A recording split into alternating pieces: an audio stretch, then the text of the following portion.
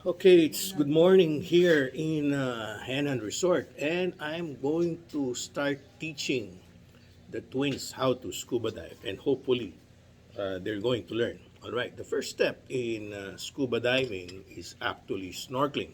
Okay,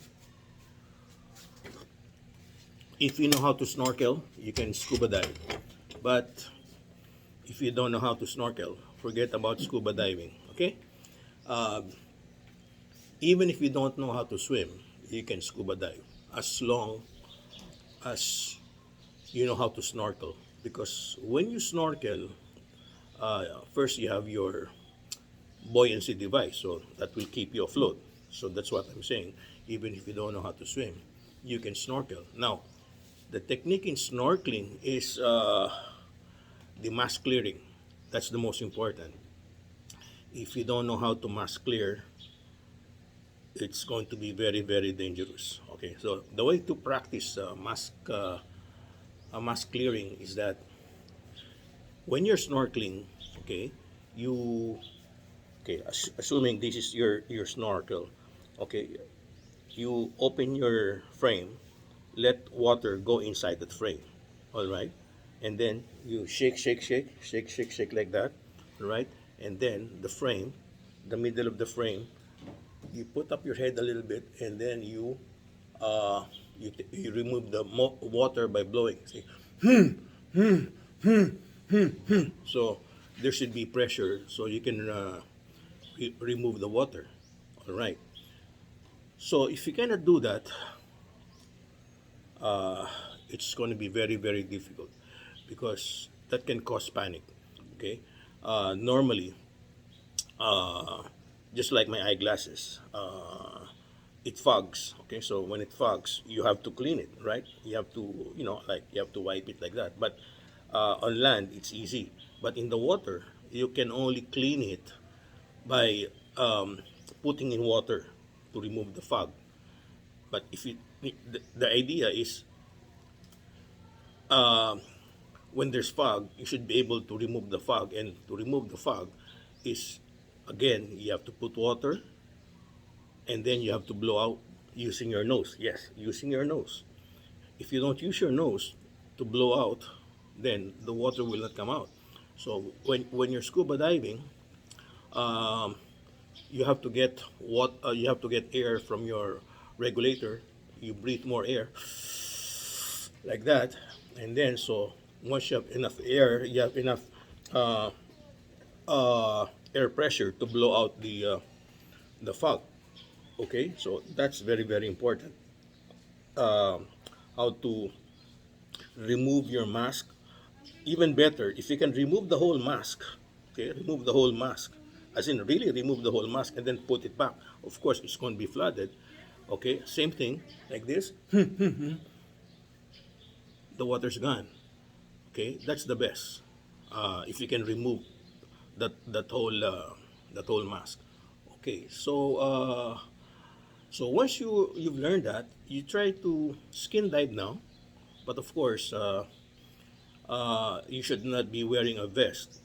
Okay, or else it will be hard to skin dive. You try to skin dive.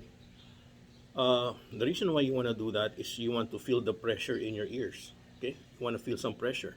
So when you feel the pressure, okay, you equalize like this. You're trying to blow, just like you're inside the plane. There's pressure, uh, and it's going to be very, very painful. All right. So it's the same thing as going deeper, at least by 3 meters or 10 feet. You will feel some pressure, because when you go diving, there's pressure, and if you cannot equalize, you can hurt your eardrums.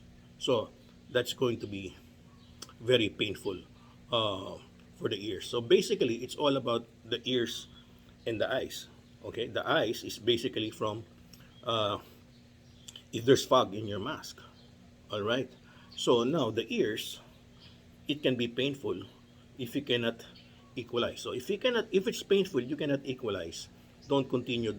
Don't continue going deeper and deeper, or else it will hurt your eardrum. And if you hurt your eardrum, it's gonna cause you a lot of problem. You have to have it repaired or operated by the doctor because you hurt your eardrums. So those are the two basic things you have to learn in snorkeling: mask clearing, and also trying to go deep and try to equalize. Okay, so if you equalize, if you can equalize and if you can mask clear, you should be able to scuba dive. Okay, but there are other skills, but those are the basic. All right. The other thing is which you cannot learn from snorkeling is they call the buoyancy.